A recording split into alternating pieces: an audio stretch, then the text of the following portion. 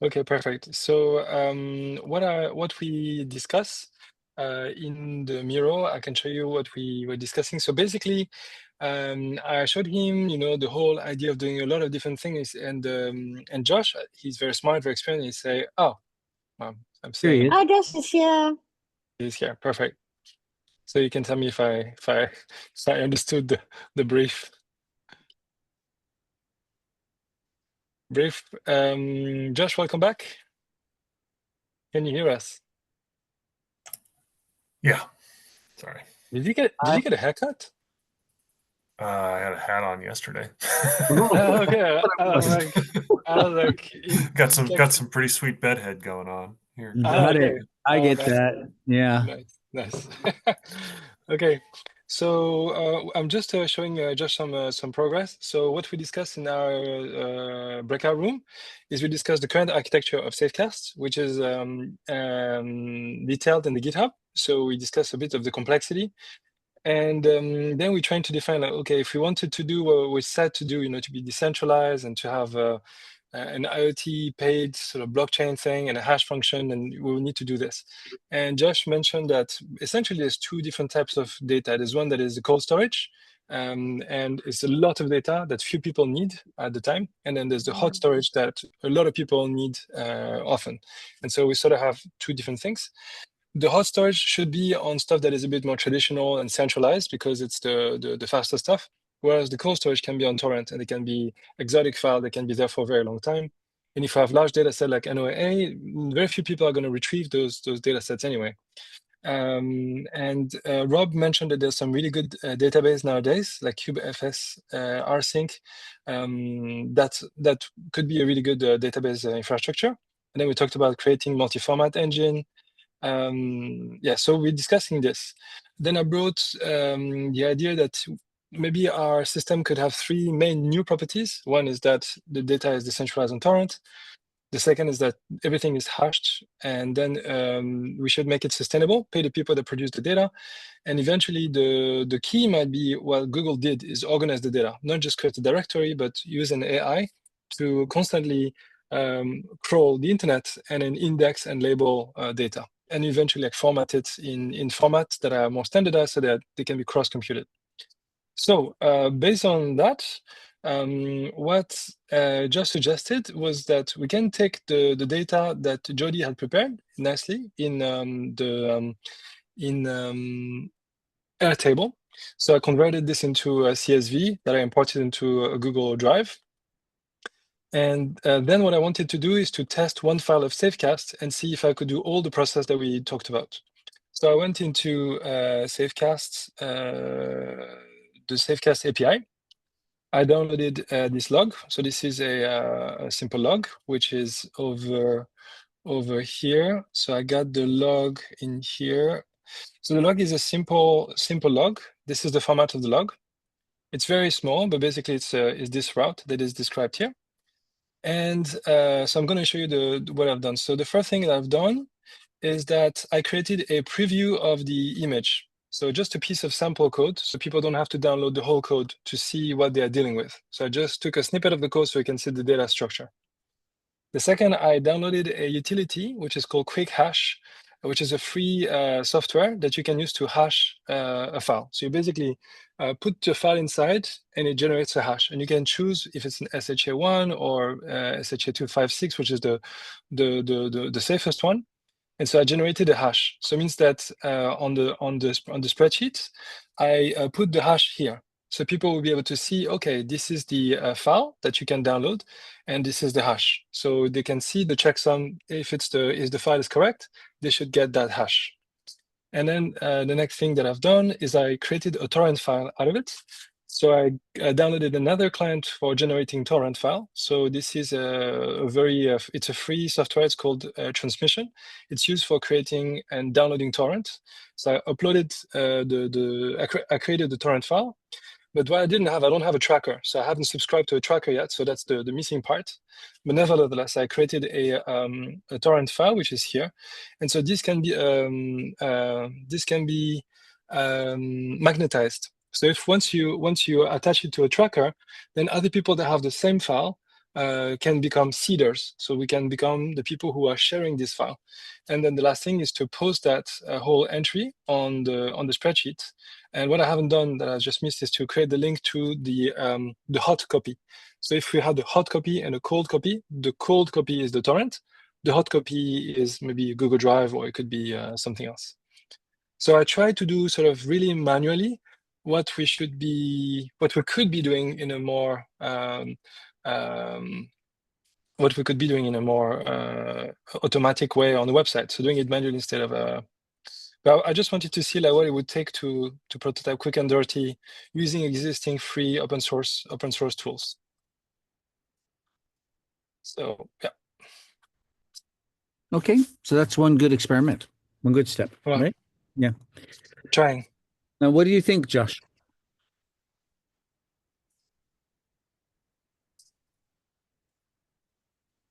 There we go. Yeah. Yeah. I mean, the steps are all there, right? Which is good. And like you said, it's a matter of automating the process.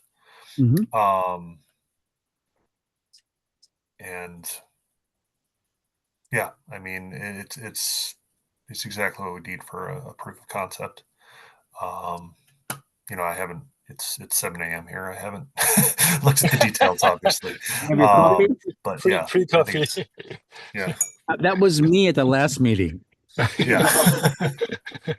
Good morning. This is the problem of our globalized, world. I'm always doing these Right. 7 a.m. meetings or midnight meetings. It's crazy. Good morning, good Yeah. night. Yeah.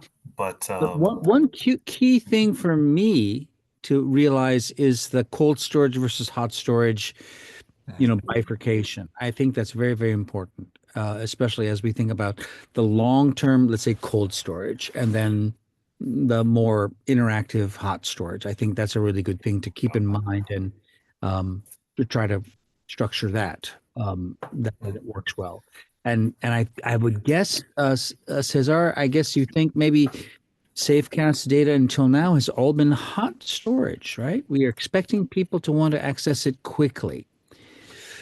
Although very few people download the entire data set, still expect the API to be functioning as hot storage. And as it gets bigger and bigger and bigger, that, whatever introduces some kinds of friction and, burdens. But I think it's basically a good idea, especially cold storage for long term, which is something I'm very, very interested in. So that's the process. So I was looking at so if I use, for example, Notion that I'm a fanatic user of, I don't know, it's not a good infrastructure for us. But one of the functions that's really cool is that if you have a file, for example, you can generate automatically a summary. So for example, I can create a new column, and that can be an AI custom autofill. For example, it can be create a summary, for example. So I can ask write a 10 words summary, for example, and then it can generate that for like a 1,000 file. I mean, I can do this, and then I try on this view, and now it's going to look at all the articles I've ever written on this database, and there's like thousands of them, and it's going to generate a 10-word summary. So it's going to look at every single page, which is insane, because here, what we're looking at here is my reference. So I read a lot, and so every time I read something, I'll put it into this database as a gallery. And so technically, I could display in this. I could display my AI summary.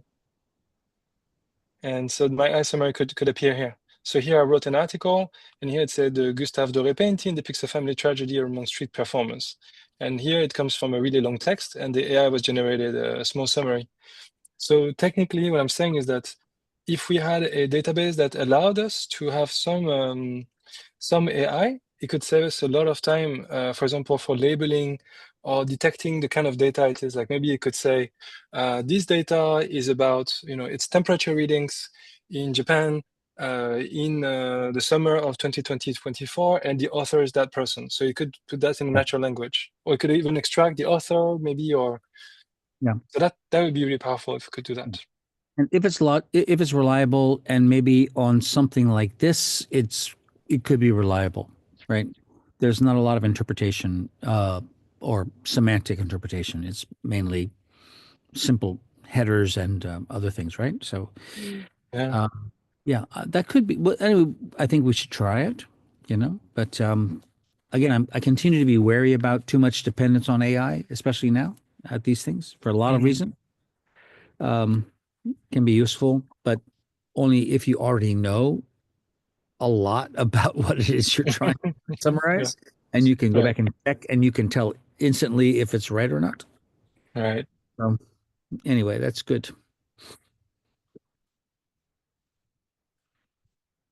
So I'm going to post this. I just made a really quick and dirty tutorial in Notion. I'm just going to post it here. Okay. Yeah. Ashley, do you want to share what our group has been doing? Sure. Debating.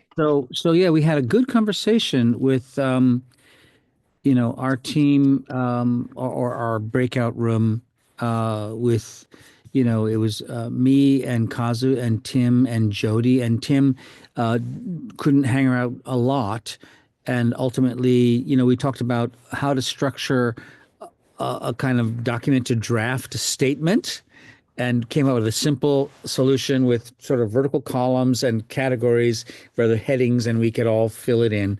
And me and Kazu and Jody all put in some text in that today. And I think we're in the same ballpark. And the idea was that we would each do a separate draft, and then we would, somehow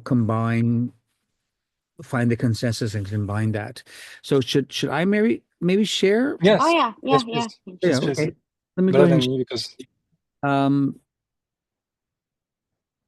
I think this is it. Right.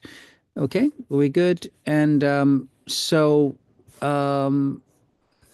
do you see, it doesn't all fit in this window at the same time, but we put a section heading and a header for me, Tim, Kazu, Jody, and then on the left-hand column, a overall premise. And this was something that Tim very much was concerned about, to have fundamental premise, and then introduction, mission, proposed solution, value statement, we believe, direction, we endeavor, call for action, we encourage, incentive, we offer. And so this is just rough drafts. So, but if I go through my column, and then Kazu and Jody can go through theirs. So for introduction, I can read it out loud, but we can all read it on the screen. We live in a time of excruciating paradox. Technically, we're able to collect, process, and share vastly more data concerning climate and the environment than previous generations ever thought possible, potentially making us all better informed than ever. But powerful political and economic forces increasingly find that concealing, destroying, or misrepresenting this data to the public better serves their purposes. This is the disappearing data phenomenon we have increasingly witnessed in recent years. This data is crucial for understanding past and present environmental trends and their effects, and for planning actions to safeguard future generations. Current policies and systems intended to protect this important data and ensure that it remains openly available to citizens, researchers, and policymakers appear inadequate compared to the risks and potential consequences. It is increasingly plausible that vast quantities of environmental data will be lost in coming years due to political and short-sighted, financially motivated action, hobbling future environmental efforts. Our challenge is to prevent this from happening. Mission, how might we collect, verify, host, and share climate and other environmental data in a scalable and sustainable way? This is from the previous statements that I think you came with, Cesar. What are the technical, social, and communication-oriented requirements for achieving this on a long-term global scale? Proposed solution: we propose to establish a robust, extensible, and openly accessible data architecture that will simplify the collection, verification, storage, and sharing of climate and environmental data sets. We further propose to begin building a community around this data, collectively responsible for its collection and long-term maintenance. These efforts will draw on SafeCast's long experience in growing and motivating a global network of citizen science volunteers. These efforts will further be bolstered by the contributions of expert advisors in scientific, technical, organizational, and other relevant fields. The value statements: we believe in the importance of data. We believe that humans have the right to access to data about the environment and the right to participate in decision making about any proposed actions that could potentially affect the environment they live in. We believe that empowering individuals to collect and safeguard this data is the best way to ensure that the actions of government and industry are environmentally just and equitable. We believe in openness and inclusion. Our project will be stronger for the diversity of its participants and the combined breadth of their knowledge and experience. We believe that well-designed open systems can foster beneficial collective activity by geographically separated individuals who are teammates but may remain strangers to each other, that even tiny individual efforts become gigantic in aggregate. We believe we can accomplish this if we are audacious enough. Direction: we endeavor to begin safeguarding the Earth story one dataset at a time. We endeavor to establish the data collection, processing, and visualization systems necessary to do this and to make them openly available in a non-ideological and nonpartisan way. We endeavor to build a global community of data guardians capable of passing down their values, knowledge, and experiences to future generations. Call for action: we encourage everyone to become good ancestors whose present actions are guided by the recognition that unselfish actions must be taken today in order to safeguard the lives of future generations. We encourage everyone to become informed about the environment, to develop data literacy, and to continue to ask the question, how do we know? We encourage people to participate. There are numerous potential roles: as a volunteer data collector, as an educator or communicator, as an engineer, as a designer, as a validator, logistical guide, or area expert, to name a few. Most roles will be local and small in scale, and like SafeCast from its initiation, the focus will be on creating a system which enables active participation globally without the need for centralized direction or coordination. More than anything, we encourage everyone to continue caring. Humans have clear weaknesses in relation to long-term thinking, and it's all too easy to feel overwhelmed and helpless in the face of horrific global developments, but we will never surrender our love for humanity and for the planet that motivates us now. Incentive: we offer participation. This is an opportunity to join with others in an important endeavor that can potentially make huge difference in coming years. We offer learning. Participants will learn new skills, become part of new communities, and gain a new understanding of the environment and how data is collected and used. They will gain a newly informed voice. We offer appreciation. This new community will prioritize acknowledging the efforts of individuals and their contributions. We offer gratification and belonging. This is an opportunity to do something meaningful that will make a huge difference and to join with like-minded people everywhere as part of a long-term effort. Most of all, though, we offer data. Beautiful, glorious data we can all revel in and ensure is put to good use. So that was my draft. I'm feeling inspired. Wow. Great. Okay. You're right so well. I'm so impressed by I'm your feeling skill. psychic migration. Yeah, I wanna learn how to write like that. It's incredible. Guys, I took a nap. I woke up. That helps. I That woke helps. up and I just spewed it all out. So of course it'll be Wow. combined with the others. Kazu, Jody, do you want to share on your own and read, or how do you want to do that? Do you want to just read and I'll scroll on here, or how do you want to do that? Yeah. I Okay, you can first. read. Jody, Me? can you Yeah. share your files? I share first. Yes. Sure. Actually, wait. I can share screen a little bit for very quickly. Give me a moment. Share. For Am I sharing me, my just screen? as a feedback to Asbi, I Yeah. think the way you write sometimes is reminiscent of almost, like the founding fathers text, like almost like a constitution. And when I No. was thinking, no? Yeah. And No, when I was thinking about this this, was the voice came out as a manifesto. yeah, that's right. Uh-huh. Have to be. You can change it. Yeah. We can always change it, but No, you but know, it's great. It is great. But what I was thinking is Mm. that I haven't read the Constitution, even though it's really short. I'm ashamed. But we the my people. yeah, exactly. The we the Josh people is very has short. But like feelings about I'm that. thinking, yeah, I'm talking about the big document, the bigger. What I'm wondering is, there's always a counterpower in the way it's been structured, right? You have the House and the Parliament. It's the French in the French we have Assemblée Nationale, and we have a. And so I'm wondering, because we are so small, we want to be agile, but do we want to set up a system that is a social technical system where the ideas that you are talking about exist as a decision-making process, basically? That's what I'm wondering. If you have an idea of how that would look like. A guide. I think as we talked about in previous conversations, it's good to have a set of values that guide it. And let's see. I mean, I said jokingly earlier in our breakout, you know, like my father often said, let's run it up the flagpole and see who salutes it. You know, you put it out there, and if people find this, you know, valid or something they want to agree with, then we will know if we can reach consensus. These things have to have consensus. None of us wants to push it. But I was thinking in a very idealistic term, and you know, thinking again long term and about a greater value, that what will differentiate what we can do from other kinds of efforts. So yeah, so let's see how it goes. You know, other approaches can be more technical, technocratic, less. It can be a bit strident. I mean, that tone, we propose and we endeavor, I mean, that's a bit, I understand it's a bit strident, but it doesn't have to, the final doesn't have to be in that particular form. But maybe it could have more impact if it does. So let's wait and see. Okay. I can continue the conversation. Also, some snippets of the conversation we had before we kicked off.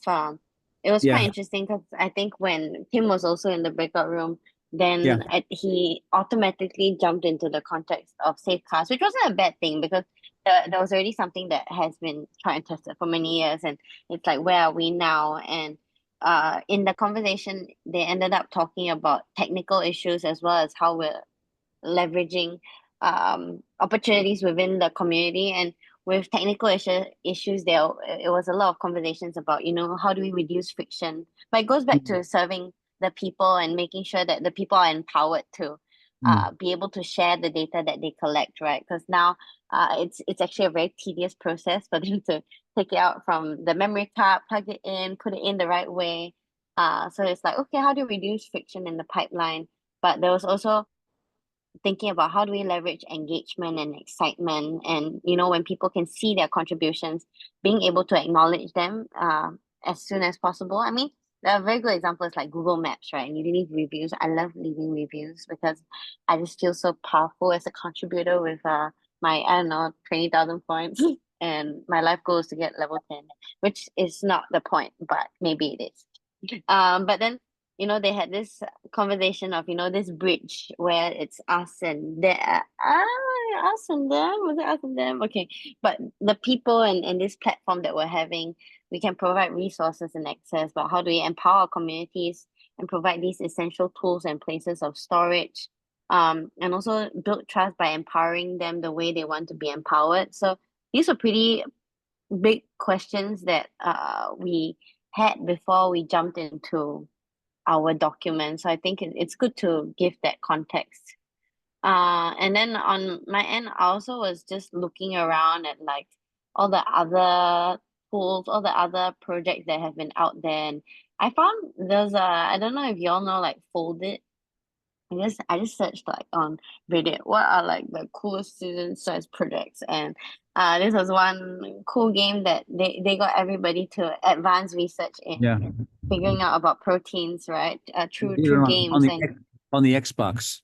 yeah, so smart. And I mean, you get everybody to play a game, and actually you're actually solving health issues for the world. I think that's quite crazy. And you have a whole leaderboard. People are having fun with it. And it's been, 14 years since then.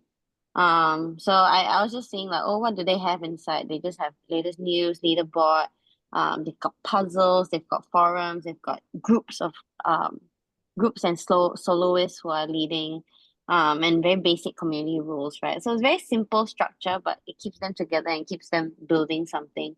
But I didn't make an account, but I was just curious. So, but anyway, so those were amongst the different things that I looked at. And I mean, honestly, when I came back to the document, most of the work was already done. I added a premise though, which I don't know is the one that Kim expects. I think it was a slightly different trajectory, but I just mentioned, you know, this is our Earth. We are inhabitants and guardians of this planet for the current and future generations, and we hold the responsibility for the decisions being made. And we also deserve the right to know the state of our climate to make such informed decisions or push for considered decisions politically. And now more than ever, we have access to such data. I think it's in alignment with what SB has mentioned, right? Both to write and to read it, and we can choose to play our part in ensuring that we have open access to such data, and we can learn about what needs to be done most urgently and importantly through them. Honestly, same few things. Oh, and then honestly, I feel like I am communicating the same thing in the mission. It's just stating that, you know, what we want to create is a thriving climate data ecosystem. So being able to connect the dots between the citizens, between the scientists, even between like our governments and nonprofits and the aligned businesses in order to provide data that is trustworthy and up to date so that we can have these informed decisions and knowledge transparency. And also, it's really about building this base and foundation for such networks to benefit. So through the thoughtful design of business, data, and community. And I thought about how our solution is considering similar points, you know, platform, community, and partnership. And I'm just thinking like, oh, who are inspirations for this solution that we're looking at? Could it be something like Wikipedia, where you have such a solid crowd of contributors, or collaboration tools that we're already using, where they can enable everyone to build together. But even, you know, something like Canva, where non-designers come in to design. So non-climate scientists coming in to climate science immediately because something is so intuitive for them. To be very powerful. Yeah. And I just added the point that, you know, data is power and data is story, and everyone has this right to create this together. And in terms of direction, amongst the endeavors that we may have, I think there's one also, you know, you always call it a climate crisis, but what if, you know, with this, we can see a climate opportunity of benefit or transformation rather than crisis, right? Where we can start flipping the story and it becomes one of restoration of ecosystems and biodiversity. And in addition to what SB has shared with what we encourage, I also added, I think it's the same thing, right? Curiosity to ask why, and the ability to care and have empathy for those like and unlike us, those close and far away. Yeah. And in terms of the incentives, I think so these were the ideas I wanted to play around with a little bit longer, maybe for next 24 hours. But what you suggested, say with the IoT side, I'm trying to see, I'm thinking like, I don't know if y'all know about Kiva, where the community actually, on a monthly basis, you put in some money and you actually offer loans to businesses in less fortunate countries, and eventually they pay back, and then you can use that money to fund for other business loans for other people. And it's kind of like a charity-ish, but and I think that structure is quite interesting, and I'm thinking, sorry, this is very tiny and this is a very bad table. I will improve it maybe later. But I'm thinking, you know, citizens, they could buy or loan an IoT kit and they deploy in the community, and they can be earning micropayments or tokens, right, based on the quality and frequency of the data that they provide. But organizations that require such data access, as well as like generic supporters from the public, can be offering a monthly subscription or payment to such services. This is a very basic picture. And then eventually, yeah, it can create value from there. Can I interrupt you here, because I think Yeah. this is super important and critical that you're diving into this, and Yeah. it's the first diagram I see Yeah. that's like that.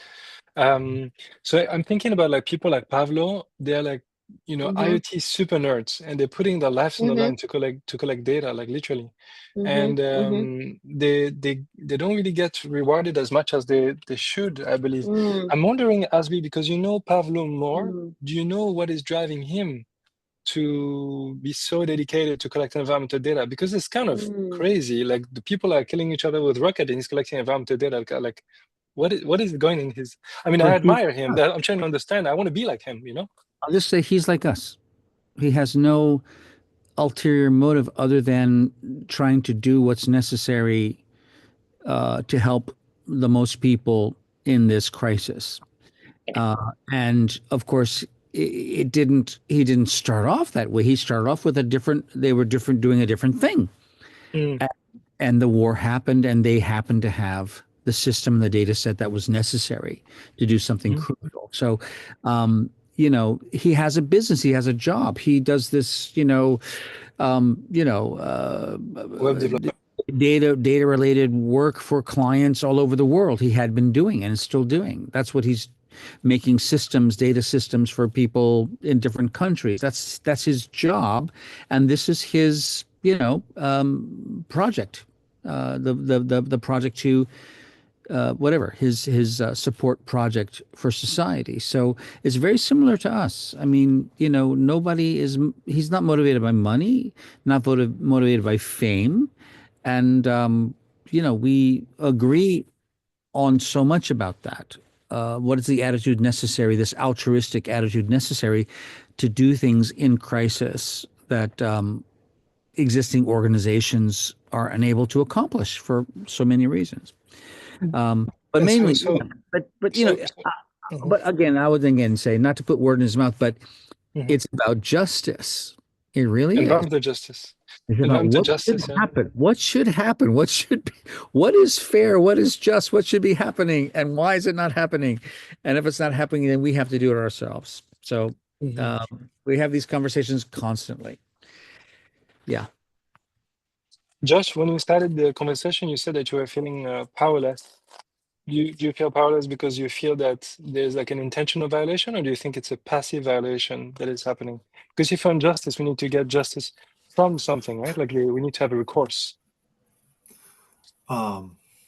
Both. There are. It is a unfathomably large problem with many facets, and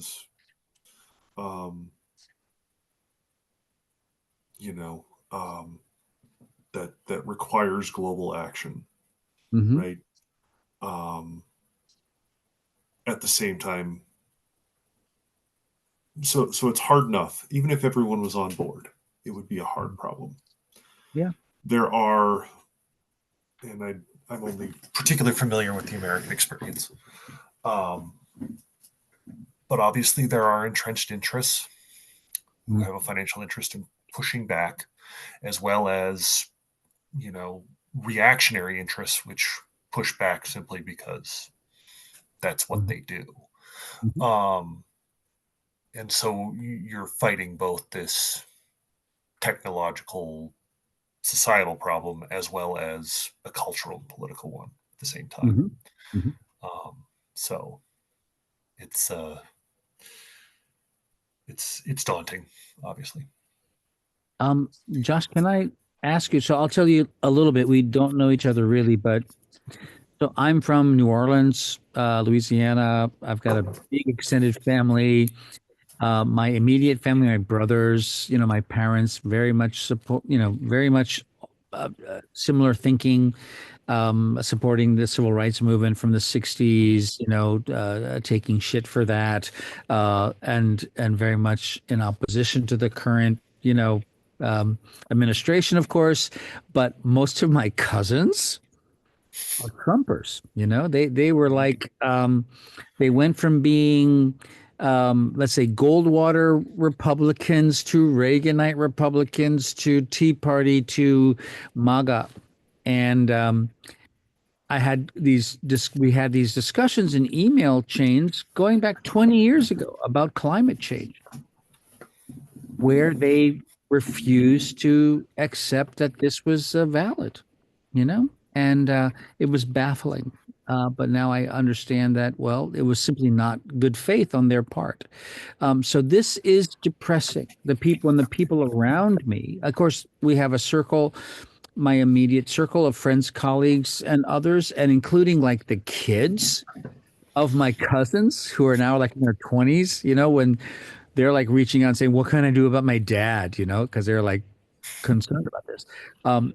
But you're in Denver, and that's an interesting place. And you have, of course, a wide network. You're at Google, which is generally, I would say, on the liberal side, even if the corporate policies are not always, what we would envision.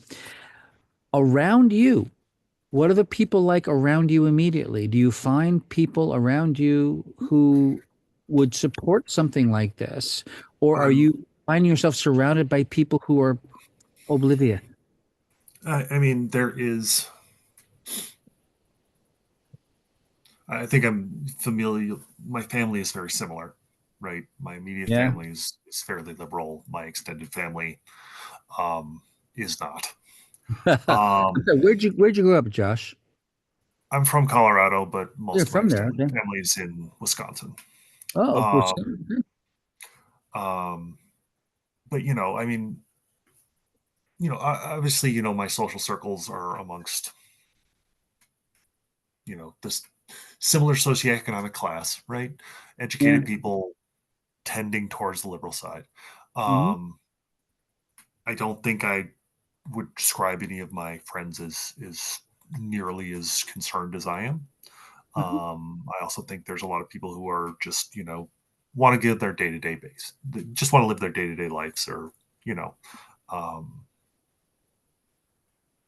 have other issues, right? More concerned with other things. That said, I'm sure it's even worse in New Orleans. Like, I understand, like, the fossil fuel industry is huge in Denver, Mm. right? A lot of people make their living, right?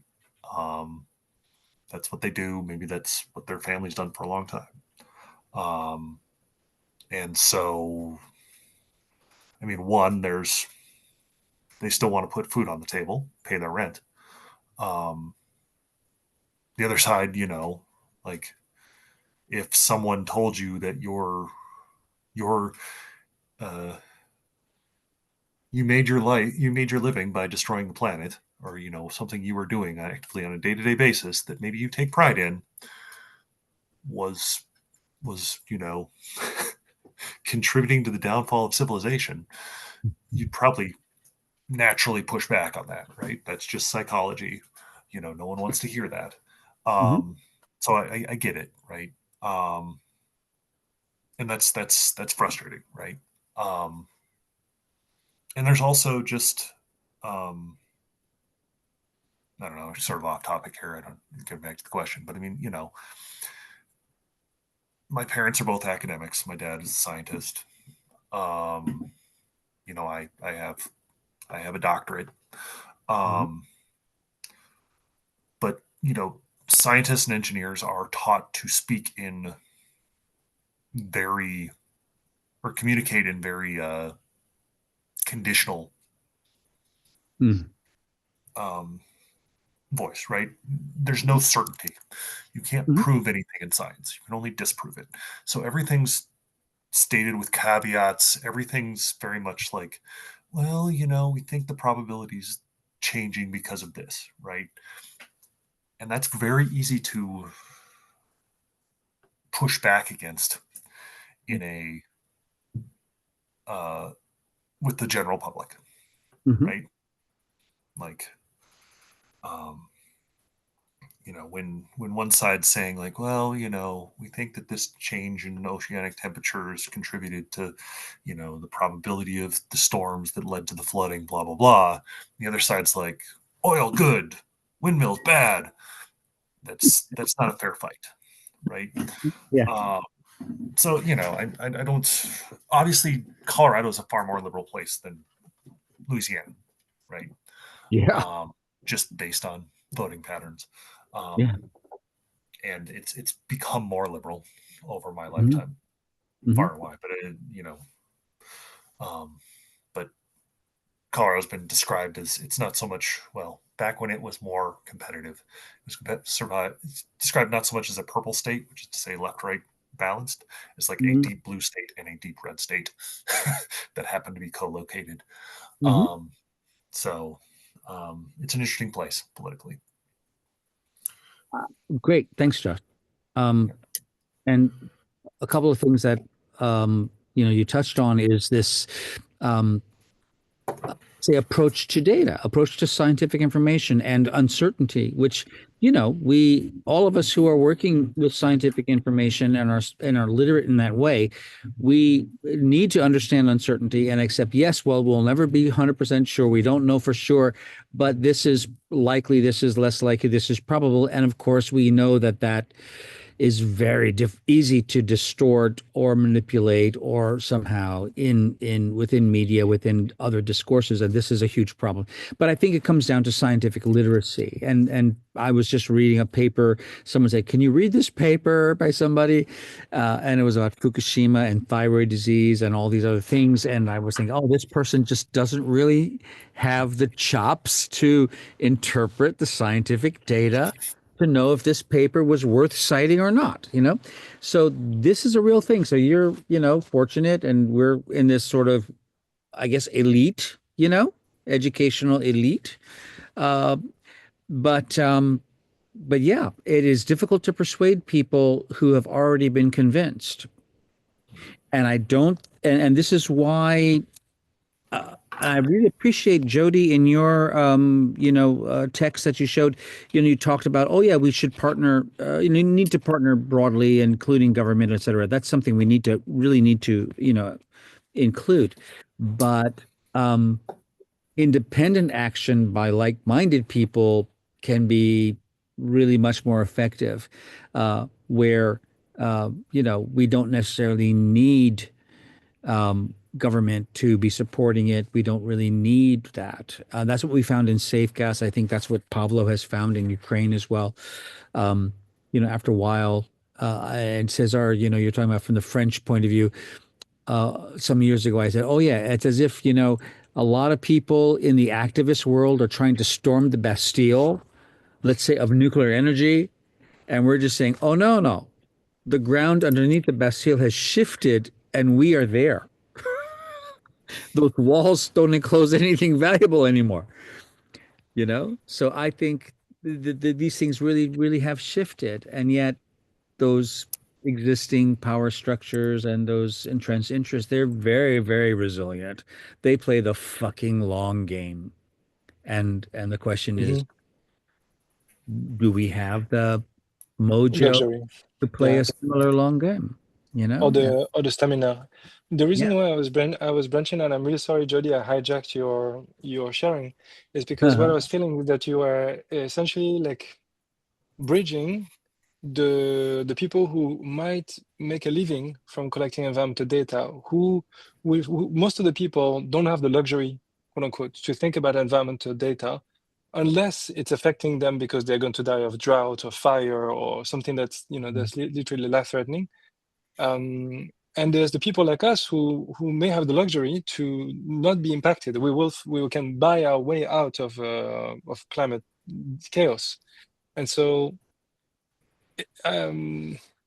revolutions it's actually typically the structure of revolution is like that, is that you have the people at the very bottom that are threatened directly, and then you have the people who have the luxury, the bourgeois class, that start to have the interest also threatened.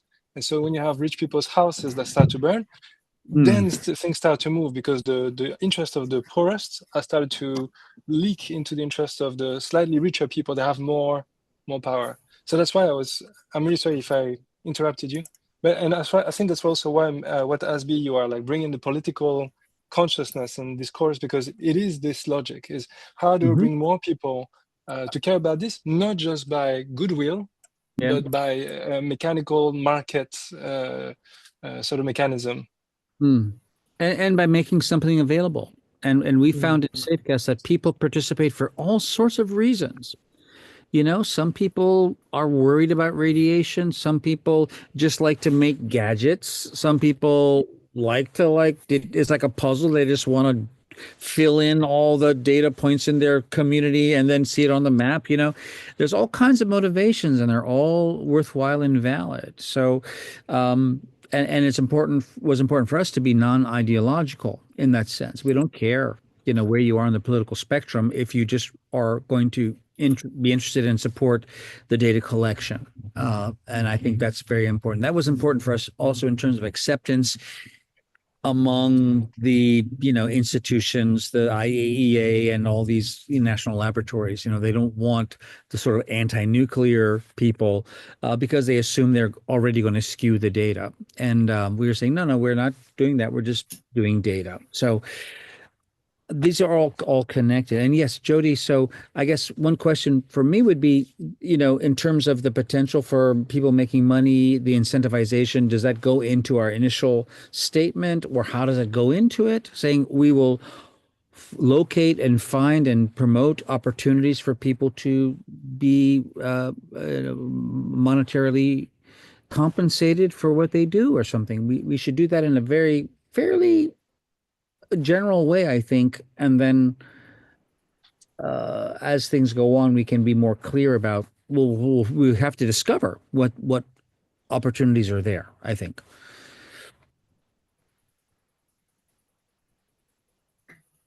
Muted, I was Jody. on mute. Yeah. Yeah. Honestly, I have no answer. I was just thinking what would this mean? Yeah, financial So sustainability. let's find out. Yeah, let's find out. So We'll we find have to out. we have to acknowledge in the statement that we expect we need to make this thing financially self-sustaining. Yeah. We need to do that. So that should be in the statement. The Mm. question is, how do we do that? And we will find ways, I think. And how do we do that without ads? Mm. That is the real question. Yeah. Yep, that is the real question. Because Or we Google, just have to do is ads. ads, yeah. No ads. Simon. Yeah. So, and Kazu, do you want to talk about your text? Oh yeah. Mm. So just let me read mine. So for premise, climate change has been literally threatening all people on the earth in some ways. However, people are usually unaware of it, despite the fact that there will be some ways to mitigate risks or impact on our lives. The impacts on their lives differ by places, ages, family compositions, lifestyle, and life experiences they have had. They have had. And the introduction and challenges. Climate data safe should be a global project that is indispensable and irreplaceable. Lots of incentives and activities have been done by many people in public, private, academic, and NGO sectors, which might look enough to address climate change for some people. Then the challenges are what would be fundamental incentives and motivations for potential contributors or data users for this climate data Safe. yeah. And then how to create an ecosystem where people would be willing to repeatedly drop by in contributing to the climate data safe.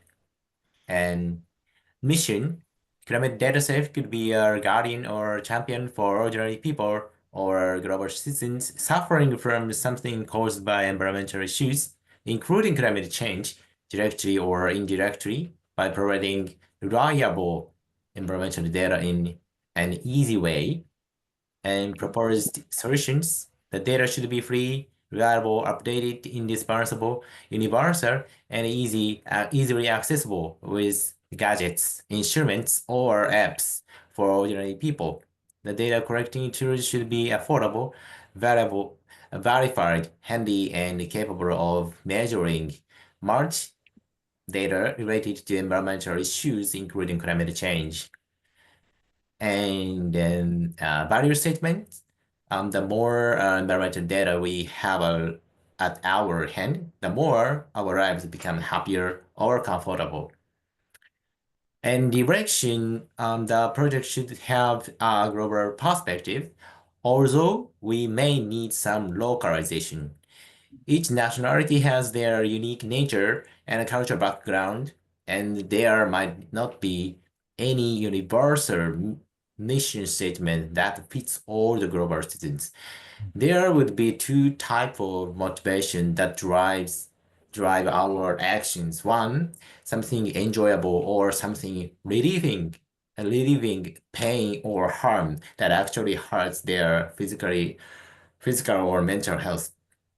So the direction may be somewhere above the two crosses.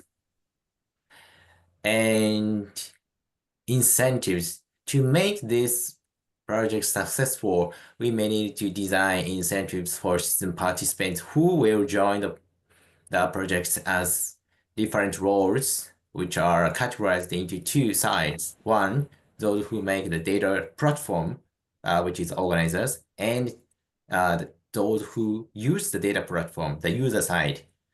And for organization side, it needs different roles such as programmers, engineers, IoT devices designers, data collectors, administrators, or management. For the user side, it will be a customer, like a customer to whom we will focus on meeting their needs. So as we just highlighted the this organizer side. So in particular, we needed to consider the needs of the user of the platform. In other words, our project needs to provide some sort of incentives to the platform or users, or our service will be meaningless and cannot attract people, donation, or funding. Incentive could be something enjoyable or something relieving pain or harm that actually hurts their physical or mental health.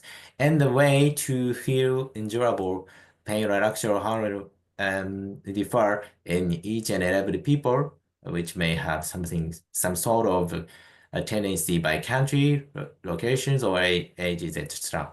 We may need to focus on target persona as it would be different. Difficult to meet all the needs at the same time with one type of approach. So that's kind of concept level, and then like a market perspective. So I know that business shouldn't be come first, but like all of us know that we need some incentives maybe, and then make it like sustainable. So any feedback? Mm. I have, I I knew have a, I have a not feedback, but more like a comment slash a question.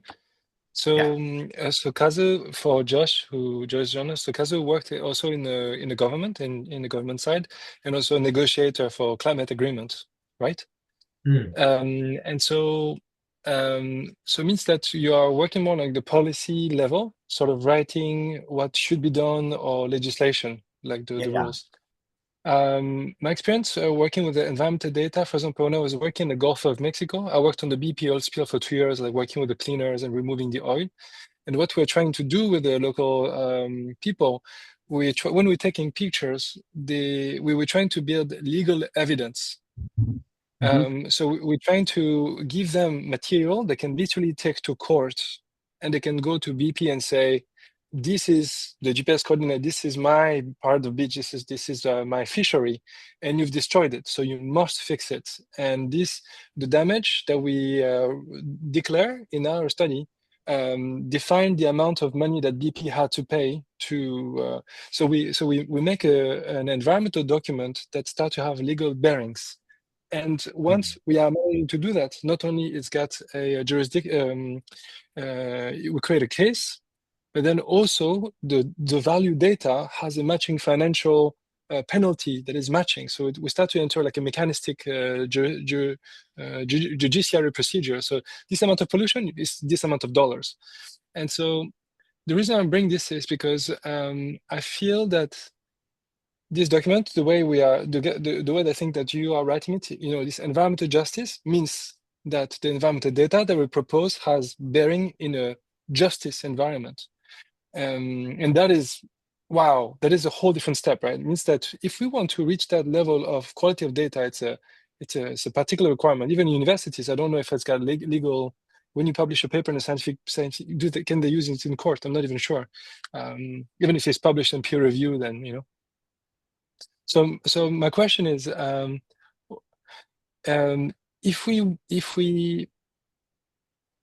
my feeling is that what you're talking about is environmental justice. Do we take it from the perspective of, policy writing, so top down, or do we take it from the bottom up and say, we are going to build a system that's going to make our data so reliable that it's going to be evidence for environmental crimes in courts? And that's actually the kind of quality that we're looking for. So we're building everything to support that strategy. I feel that in climate change arena, the powerful NGOs are like have a power, not like evidence. They have like voices.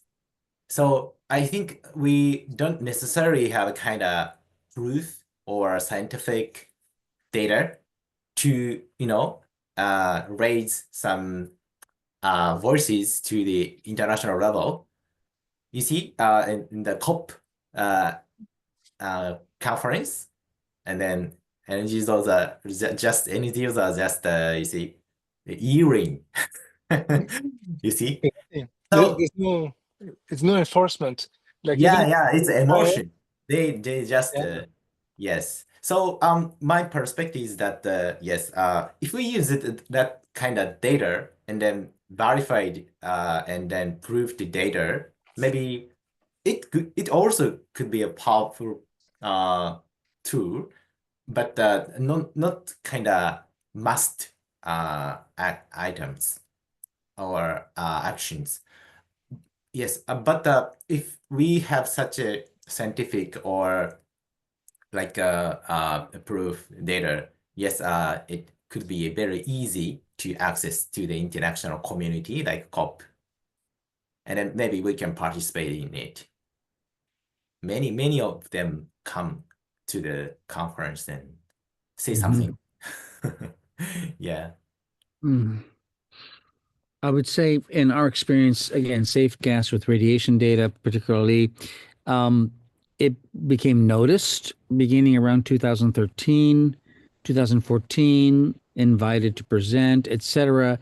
And noted in footnotes and indexes of reports from IAEA and UNSCARE and other things, but not utilized for their own analyses.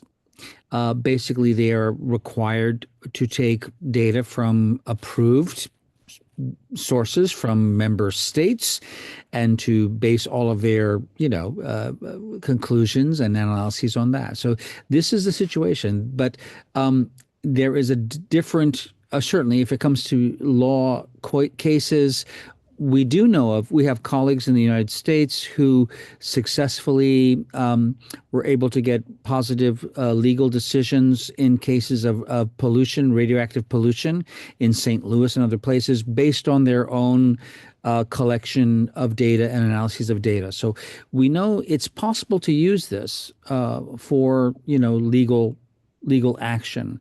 And yet, I think this is more likely on a local basis than it is on a national or international basis. And this, we're going back, SafeCast started this, 14 years ago, right? And still the resistance to accepting this data, accepting citizen-based data for official decision-making is still very, very strong. And no one can point to any technical reasons why. It's simply, the pre-existing systems, the pipelines for, what data is acceptable and what data is not acceptable. This is sort of excludes things like citizen science.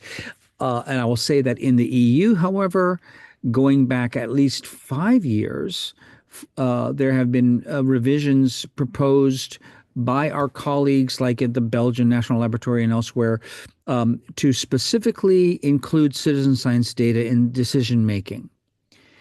And these go to the vote in the EU Parliament, and it hasn't really been accepted clearly, but it's definitely in there as proposed changes to regulation, and this goes back to the Aarhus Convention and those sort of stipulations. So it's taking a long fucking time, and it's still not there. So I think we need to assume that our power lies elsewhere, lies in opinion shaping, in informing the populace, in building, a lot of informed people who then can inform their own communities. I think this is the real potential strength at what we've seen so far for citizen science in general, and for something like what we're doing.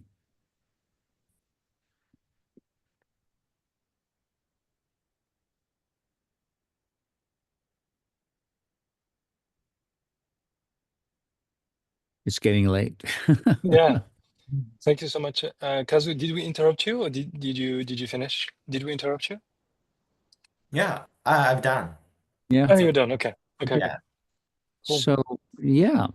So where do we take it from here? Like, my first question is about the two parts. So I worked more on the technical side. Are we in agreement that the vision is represented in the sort of technology that we are forming, or do you see a discrepancy?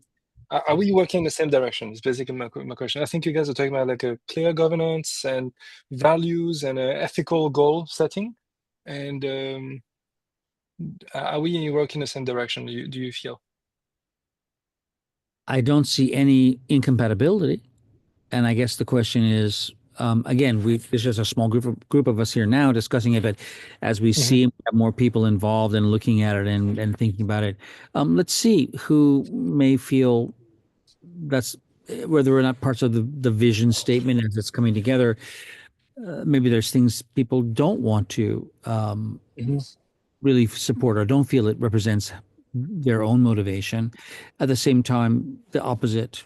As the technical systems are being developed and proposed, maybe there'll be something where someone will say, "Hey, that's not open enough," or "That's not something enough." So I kind of feel, and it was funny because we were talking with Tim, and he really wants to have some things, decided. He's like to nail down a few points at the very beginning, and that's why he included the premise section. Right.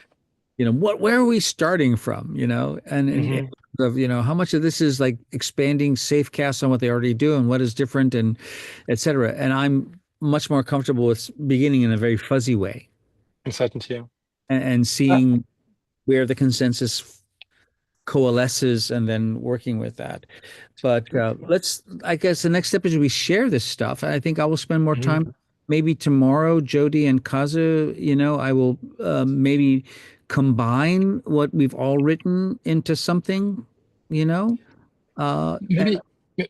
I'll raise one challenge that I could see because in the technical stuff that we have talked about with Josh, and we haven't built the economic part of it. And SafeCast has been completely. We really didn't get there either. Yeah, I mean Jody a little bit, right? Like trying to have an economic model. Good for her. Yeah, Jody.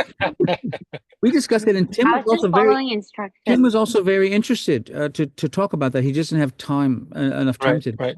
That's right. But yeah, so let's think about that. But I don't see that it is any kind of deal breaker, or no. I'm assuming that this is doable, that there's a way to make some of this financially self-supporting. I think financially self-supporting. I think the only thing that I think when people start to make money from collecting data, then the question is, then do they change the way? Does it affect the way they collect data? Does it change the motivation for which? Because now we're all altruistically, trying to collect data as volunteers.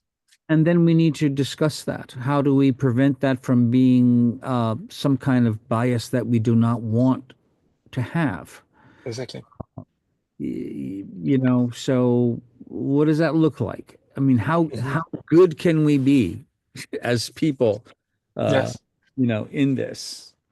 Imagine if Google, instead of have a page rank, it was based on people, citizen science method. They go around the web and they submit a new website and they put comment and they validate the data. Imagine if it was manual like this. There would be so many disputes, right? Like, why did you say this website is good? Why do you have some interest in it? If there was a human element. Yeah. So Well, I think, again, like I said, we floated up the flagpole and see and who's see. stupid, and we Yeah, try and make the suggestion and test it out.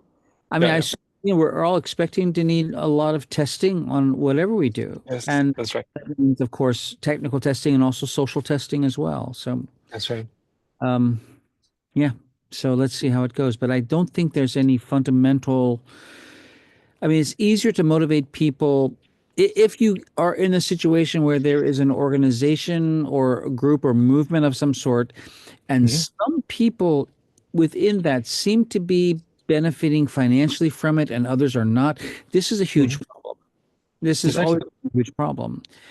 So, yeah, in some of these incentivization schemes, maybe there is a way to, if there is some kind of money coming through, maybe blockchain plays a role in this, that everybody benefits from that. But it's a bit tricky. It's very, very tricky. And this also comes down to the sort of leadership, which I think Kazu was talking about, the difference between the organizers and then the customers. And I would say, Kazu, if someone is a volunteer collecting data like in Safecast, are they a customer or are they part of the organizational team? From your Yeah, point of those who are directly affected by the radiation in like Fukushima, they are kind of, yeah, we say customers because view? it's directly to their health, and then it's a they are in need, Yeah, But like those who like me, I'm not kind of customer. I'm kind of part of a researcher because yeah, I was kind of at that time the master's degree student, and then I was writing a paper for my degree. So in that sense, yes, I really very appreciated for Safecast mm, to my paper. And then really, yes, I analyze the all the structure of this mhm, project, not only the data, but yeah. this very interesting approach and actions itself. So Yeah. So how it's to interesting. define? Mm. Yeah, it Yeah, gets again a bit fuzzy because, this is like sort of layers. The organization has its sort of natural layers, even though we strive to make it very horizontal. We'd like to be very horizontal, but there are people who are very involved, core operation people. It's a handful of us, right? And then lots of participants and lots of people collecting data. Some of them are organizations. Some of them are, laboratories, educational institutions. On the one hand, you could say they are part of the organization. On the other hand, they could also be considered consumers. I Mm, prefer the word participants. Uh, and people who go and seek out our information on the maps, etc. Maybe some of them are more like consumers. I think the vocabulary is not really adequate to describe the actual relationships and motivations and benefits that people get. But yeah, there's some people who will never collect data and they will just look at the data or want to read it or consume it, and maybe they're more like consumers. true. But it is important to distinguish between the people who are more decision making and the people who are not really so involved in decision making, although we want everyone to have a voice and to be able to somehow, be heard and affect changes. Mm.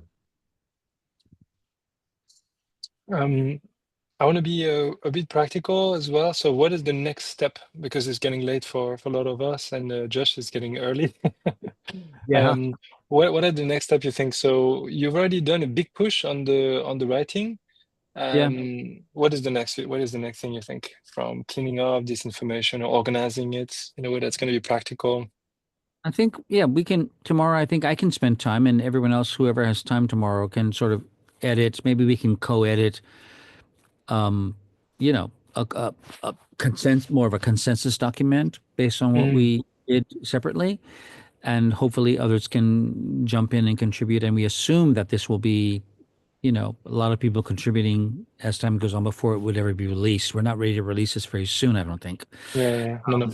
So I think that's good, but I'd like other people to see it and have feedback, whether it Hmm. reflects, what is not reflected in that, or is there anything in there that they do not feel is important or that they want to support. So let's see how that goes with Imagine when we are presenting Monday morning by Japan time, so which is going to be Sunday afternoon by Josh time in our US. yeah, The first two people to speak will be the vision, who sort of explain like, fine. okay, That this is what helps. we're trying. Yeah, this is what we're trying to do, and this is the problem we're trying to solve, and Yeah, these are the values by which we operate. And then we explain, okay, this is how we technically verify the data, how we yeah, build our servers, this is how we visualize and collaborate, and this is how we're going to grow our community and build momentum. yeah. And so I don't know if this is the right order. Maybe community moves after vision, Helpful but for me for other personal reasons. On Monday, mainly that I need to take my wife to get a checkup, okay, at the yeah. hospital, like for leaving from 9 a.m. or something. So, it's helpful for me to be able to, if we can go early, that's helpful. Okay, yeah. Um, but yeah, and we see, and then we will understand how often we need to repeat this process, right? Yes. Yeah. Yeah, but And I'm with Josh, free if the vision notions are goes something that first. people can feel supportive of or what they would prefer. I mean, there's a certain voice for this in the sort of manifesto tone that I Hmm. mine and et cetera. And then there's a more technical or technocratic mode, like if it's a proposal for a grant, the same content can Hmm. be, but in a different language. So Hmm. I think we can think about that, right? Yeah, great. And with Josh, so I've shared in the Miro link to the Notion page that I created here. So for me, it's going to be time to sleep, but I'm going to be waking up in like 6 hours or 7 hours or so. And is there stuff that you want to build based on that, or that you want to do something different? And how can I help when I come back? What I was going to ask you sort of the same question. Yeah. What would be most useful?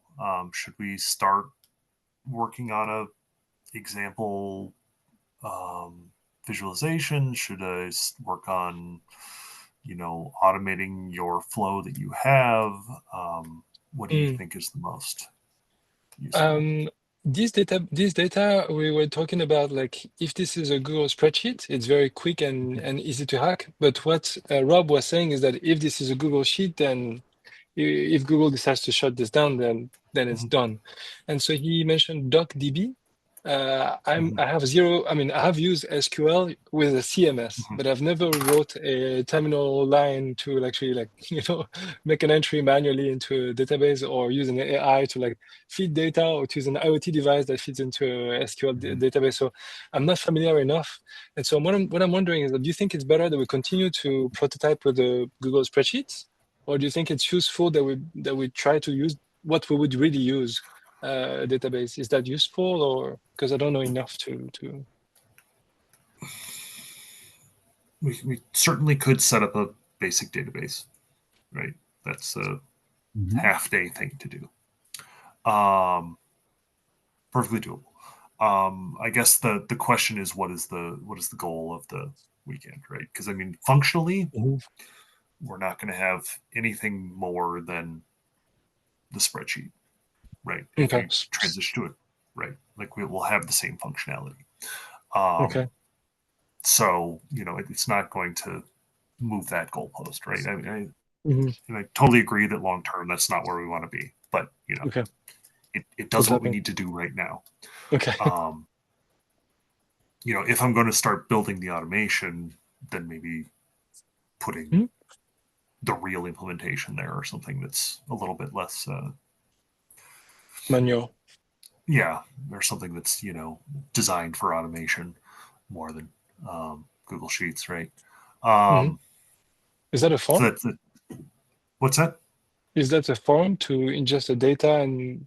Well, certainly. I mean, yeah, a form is just the data, but I'm just thinking, if you certainly can use the Google APIs to insert data into a spreadsheet, but it's very clunky. It's not what it's designed for.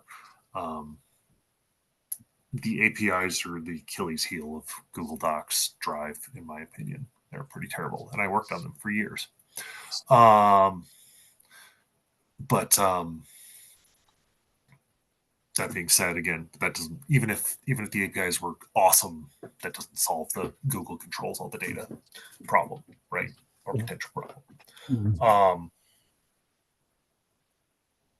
So, if that's the direction you want to go, great. If you want me to put together some example pretty graphs, I'm really good at that as well.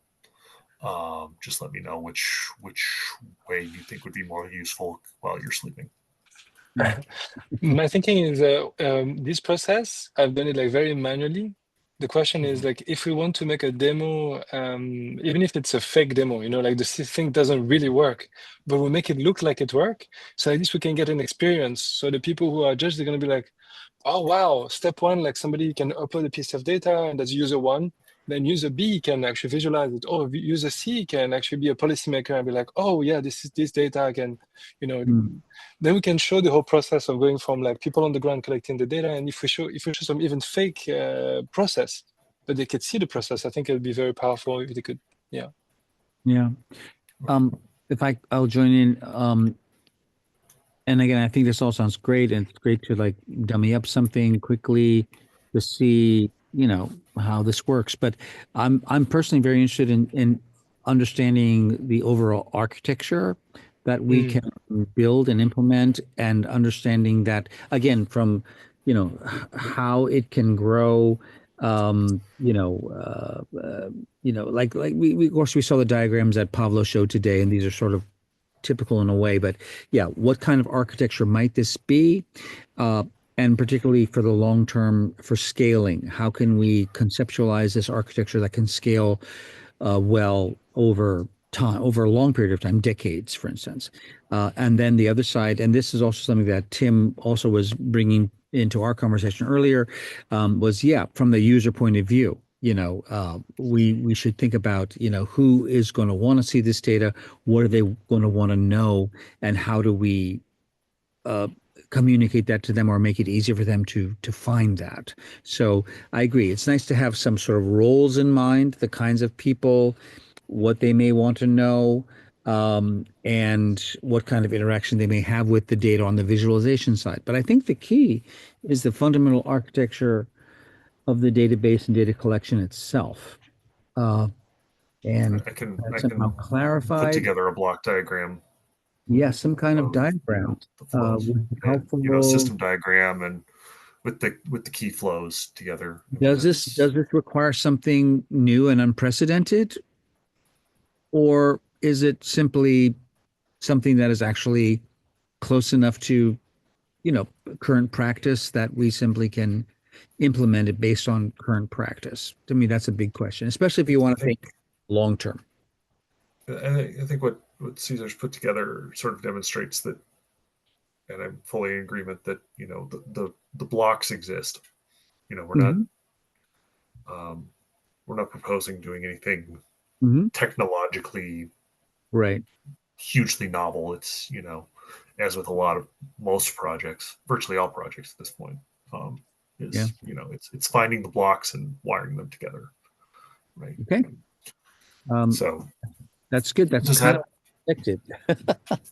Yeah. We have so many tools. We're awash in tools. We're blessed with finding the right one, and finding the ones that are going to support it long term, and building your system to be resilient for when you do have to replace bits. Yeah. And extensible is the hard problem, right? Mm-hmm. Mm-hmm. Yeah, because we Coding's easy. kludge things together. And again, that's the SafeCast experience. Incremental kludges on top of kludges. And then ultimately, Until you end up with something that, is just a tech debt fractal all the way down, and right. you can't Right. change.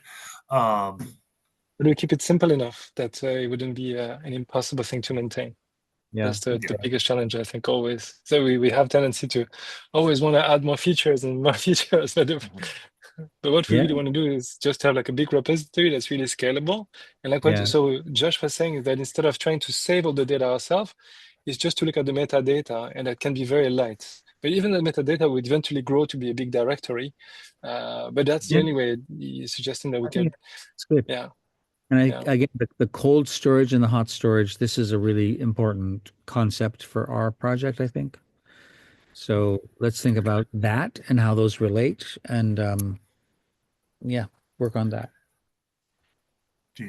So system design, is that my task for the day? All right. Yeah. All right. That sounds great. You And so, accept it. Your a mission. proposal, I should say. I don't want to I know better. I'm not dictate, but since seems like everyone's in Asia or in Asia time zones. We are. Yeah. Four of us are. I Although won't. it's not always the case. I won't ask you to collaborate in the middle of the night. Right. I'm sure the sleep deprivation would lead to some creative What's solutions. Yeah. All right. I will put something together, and it will be shared by around the time you wake up tomorrow. Great. Okay. No pressure. Even just draft whatever there is. Okay. Again, go with your inspiration, and hopefully it's something gratifying to you, or something that you want to do that's stimulating for you. So it's good to be imaginative. So, all right. Sounds good. I'll put it in that there's that Google Drive folder. It's linked somewhere in the Miro there. Okay. I'll put it in there. I can